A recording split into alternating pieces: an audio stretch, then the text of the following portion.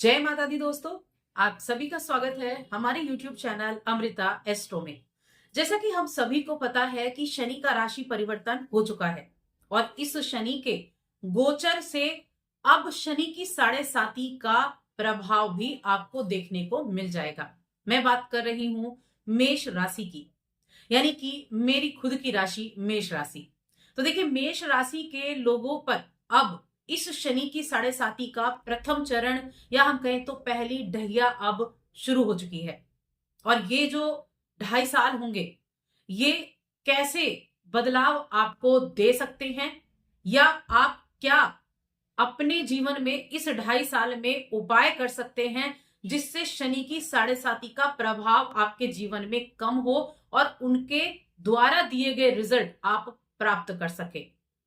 तो इस वीडियो में हम विस्तार से जानेंगे इस शनि की 7.5 के 2.5 वर्ष के बारे में मेष राशि के लोगों के लिए। आगे बढ़ने से पहले छोटा सा ही निवेदन है, चैनल पर पहली बार आए हैं तो चैनल को सब्सक्राइब जरूर कर लें। तो मेष राशि की मैं बात कर रही हूं, आपके 12वें भाव में यानी मीन राशि में शनिदेव अब आ चुके हैं। देखिए, मेष राशि जो है वो मेरी भी है, तो यानी कि शनि की 7.5 का जो प्रथम चरण है वो मेरे ऊपर भी शुरू हो चुका है। तो अब आपको अगर शनि की 7.5 का प्रभाव देखना शुरू हो चुका है, किस तरह का, इसके बारे में भी हम जान लेते हैं। 12वें भाव में शनि का आना आपके जीवन में बड़े बदलाव का कारण बनेगा। मीन राशि में शनिदेव आए हैं। 12वां भाव खर्चे का भाव है, 12वां भाव विदेश का भाव है, 12वां भाव एक्सपोर्ट इंपोर्ट का भाव भी कहा गया है और साथ में ये हमारी निद्रा का भाव भी कहा जाता है। देखिए, यहां आने से एक तो खर्चे आपको बढ़े हुए दिख रहे होंगे कि आपने सोचा नहीं है लेकिन अचानक से एक मोटा खर्चा आ गया। अपने हिसाब से जितनी आपकी आमदनी उस हिसाब से मोटा खर्चा आ गया। ये 12वें भाव में शनि के आने का प्रभाव है। खर्चे एकदम से बढ़ जाना, जो प्लानिंग आपने की है उस प्लानिंग को आप सोच रहे हैं कि वो प्लानिंग तो ठीक से चलने वाली है, लेकिन एंड टाइम पर क्या हुआ कि वो जो आपने सोचा वो तो हुआ नहीं और अचानक से कुछ और ही होना प्रारंभ हो गया।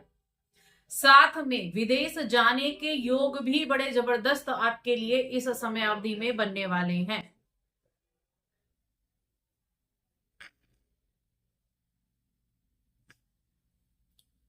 क्योंकि ये समय शनिदेव का 12वें घर में जाना, शनिदेव विदेश के कारक भी हैं, 12वां घर विदेश का घर भी है। तो हो सकता है कि किसी मल्टीनेशनल कंपनी में आप काम करते हैं या फिर आपने अप्लाई किया हुआ है तो वहां आपको जॉब मिल जाए। ऐसा नहीं कि नेगेटिव ही शनि की 7.5 रहती है। देखिए, शनि की 7.5 पहली चीज, आपको डरने की आवश्यकता नहीं है। सिर्फ ये ध्यान रखना है कि आप अपने कर्म पर कितना विश्वास करते हैं, अपने ऊपर विश्वास करना और जो मिला है उसको एक्सेप्ट करना। तो इस चीज को सबसे ज्यादा आपको ध्यान रखना है। लेकिन हाँ, खर्चे जरूर शनिदेव बढ़ाने वाले हैं। खर्चे बढ़ जाएंगे, विदेश जाने का मौका मिल सकता है, किसी मल्टीनेशनल कंपनी में काम करने का मौका मिल सकता है। अब देखिए, शनिदेव क्या है कि 3 दृष्टियां शनिदेव के पास हैं और इस 7.5 में आपको उन 3 दृष्टियों के द्वारा भी लाभ मिलते हैं। पहली दृष्टि तीसरी है, एक 7वीं है और एक 10वीं है। अब आपके 12वें घर में बैठकर जो दृष्टि जाएगी तीसरी, वो कहाँ जाएगी? धन भाव में। धन को लेकर थोड़ी सी चिंता मन में जरूर रह सकती है। आप सोच रहे हैं कि आपने बहुत अच्छे से काम किया है और उसका रिजल्ट आपको बहुत अच्छे से मिलेगा, यानी कि बड़े अच्छी प्लानिंग भी है और बड़ा एक विश्वास भी है कि नहीं, ये चीज तो होगी ही होगी। हो सकता है वो चीज ना हो।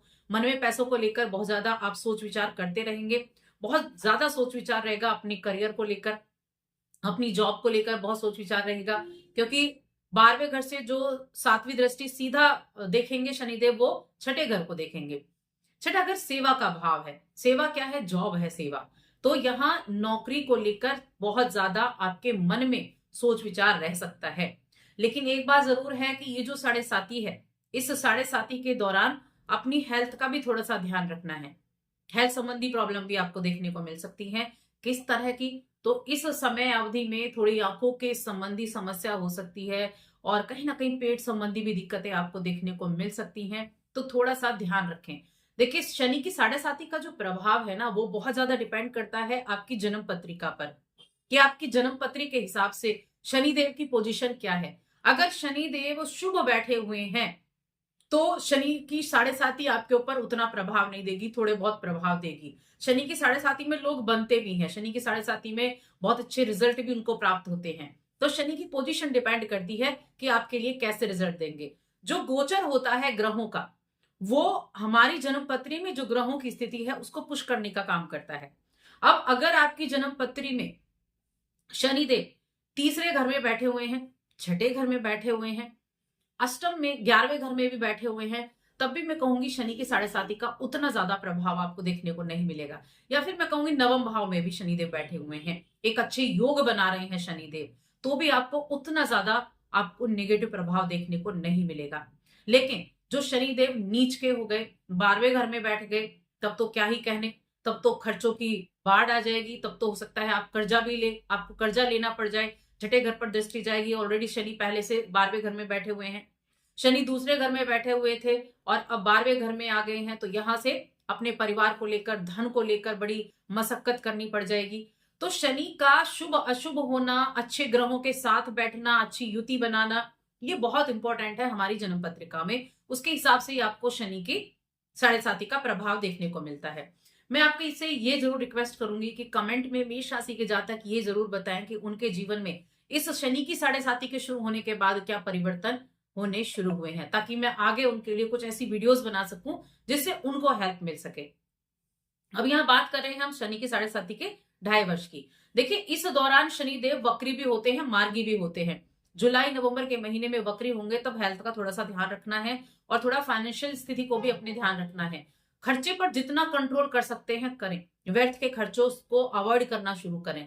जरूरी चीजों पे कोई खर्चा होता है वो एक अलग चीज है, जरूरी चीजों पर आपको खर्चा करना है, बाकी थोड़ा सा ध्यान तो यहाँ आपको रखकर चलना ही होगा, क्योंकि यही शनिदेव आपको कहते हैं। देखिए, शनि के साढ़े साती का जो रिजल्ट है वो है कि जो एक तो कर्म आपने किए हैं उसके हिसाब से रिजल्ट मिलेंगे। शनि की जो पोजीशन है वो भी हमें हमें कर्मों के आधार पर मिलती है। दूसरा है कि हम उपाय जो करते हैं ना, उसका भी हमें बहुत बेनिफिट देखने को मिलता है। शनि की साढ़े साती से कहीं ना कहीं बचाव भी होता है उपाय करने से। अब तीसरे घर पर दृष्टि जा रही तो धन को लेकर प्रॉब्लम हो सकती है। जो आपने योजनाएं बनाई होंगी, हो सकता है कि इस वर्ष के अंत तक वो योजनाएं आपकी धरी की धरी रह जाएं, क्योंकि शनि की साढ़े साती आना बहुत बड़े बदलाव का कारण है। शनि का गोचर बहुत बड़े बदलाव का कारण है 12वें घर में, लेकिन धर्म से भी जोड़ने का काम करता है। क्योंकि देखिए, काल पुरुष की कुंडली में हम देखें तो 12वीं राशि, 12वां जो भाव है मीन राशि, वो मोक्ष का भाव भी कहा गया है।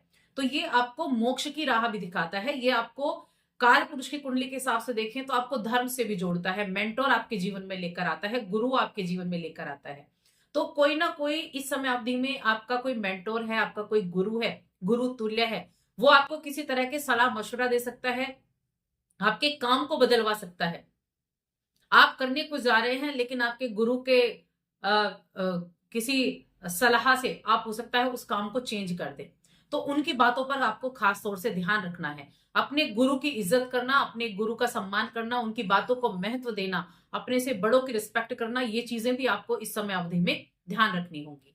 अब यहां से सप्तम दृष्टि की मैंने बात की कि थोड़ा हेल्थ इश्यू हो सकते हैं और जॉब में भी कहीं ना कहीं उसको लेकर आप परेशान हो सकते हैं। मन में चिंता चिंता हो जाना कि जॉब चलेगी या नहीं, आप अच्छा पैसा कमा पाएंगे या नहीं, इस धन को आप बढ़ा पाएंगे या नहीं, बैंक में बैलेंस है उसको कैसे कर पाएंगे। तो ये एक सोच विचार बहुत ज्यादा चलेगा, यानी थिंकिंग आपकी बहुत ज्यादा बढ़ने वाली है, ओवर थिंकिंग जिसको बोलते हैं। इसके अलावा जो इनकी दसम दृष्टि जाएगी वो आपके भाग्य भाव पर जाएगी। तो भाग्य का सपोर्ट, मैं ये नहीं कह रही हूँ कि भाग्य का सपोर्ट नहीं मिलेगा, सपोर्ट मिलेगा, क्योंकि गुरु का भी गोचर आगे होने वाला है।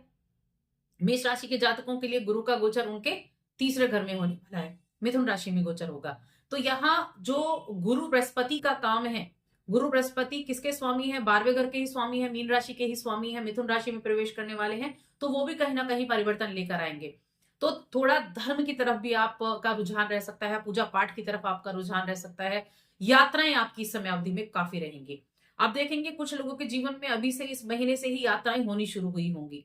तो यात्राएं इस दौरान आपके जीवन में काफी रहने वाली है, क्योंकि 12वां भाव यात्राओं को दिखाता है। और जो विदेश से जुड़ी हुई यात्राएं या फिर घर से ज्यादा दूर की यात्राएं, इस तरह की यात्राएं आपके जीवन में इस समय अवधि में होती रहेंगी। धर्म से जुड़ी हुई भी यात्राएं रहेंगी, नवम भाव पर दृष्टि है तो धार्मिक यात्राएं भी रहेंगी। परिवार के साथ यात्राएं जरूर करें, किसी ना किसी ऐसी जगह विजिट जरूर करें जहां धर्म से जुड़ी हुई चीजें, यानी किसी दर्शन, कहीं आप दर्शन करने के लिए जा सकते हैं, भगवान शिव के, हनुमान जी के दर्शन आप कर सकते हैं। ये चीजें रहने वाली हैं। जब भी शनिदेव वक्री होंगे या आपकी कुंडली में शनिदेव वक्री हैं, तब आपको सावधानी ज्यादा रखने की आवश्यकता है। अब मैं बात करती हूँ कि आप क्या उपाय करके इस समय अवधि को ठीक कर सकते हैं।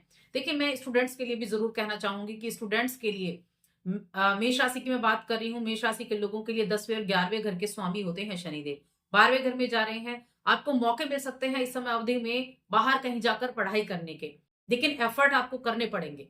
एफर्ट के द्वारा ही रिजल्ट मिलेगा, क्योंकि शनिदेव का तो काम ही है कि एफर्ट करोगे तो आपको मैं रिजल्ट दूंगा। शनिदेव की हमेशा, या किसी भी ग्रह की हमेशा याद रखें कि जब भी कोई ग्रह गोचर करता है, जो भी कोई ग्रह किसी राशि में जाता है, तो जिस भाव में वो गया है उस भाव से जुड़े रिजल्ट वो देगा ही देगा। सबसे वृद्ध ग्रह है शनिदेव, सबसे धीमी गति से चलते हैं, 2.5 वर्ष में अपने पूरे रिजल्ट दे पाते हैं। तो सबसे पहले धीरे धीरे अब ये चीजें स्टार्ट होंगी और इस 2.5 वर्ष के दौरान ये 12वें घर के रिजल्ट आपको देंगे। अच्छे या बुरे ये लेना आपकी जिम्मेदारी भी है। उपाय मैं आपको बताती हूँ कि क्या उपाय आपको करने हैं। हनुमान जी की आराधना करें, क्योंकि मेष राशि के स्वामी होते हैं मंगल देव, और मेष राशि के जातकों के लिए हनुमान जी की आराधना करना सबसे ज्यादा महत्वपूर्ण होता है। एक तो उनके राशि के स्वामी बलवान होते हैं, अपनी राशि को बल दे पाते हैं ये जातक। और जब शनिदेव की यहाँ 7.5 शुरू हुई है, तो यहाँ भी शनिदेव को भी, शनि की 7.5 में भी या शनि का कोई दोष हो उसको दूर करने के लिए भी हनुमान जी की आराधना की जाती है। तो दोनों ही तरह से आपके लिए बहुत बेनिफिट देने वाला रहेगा।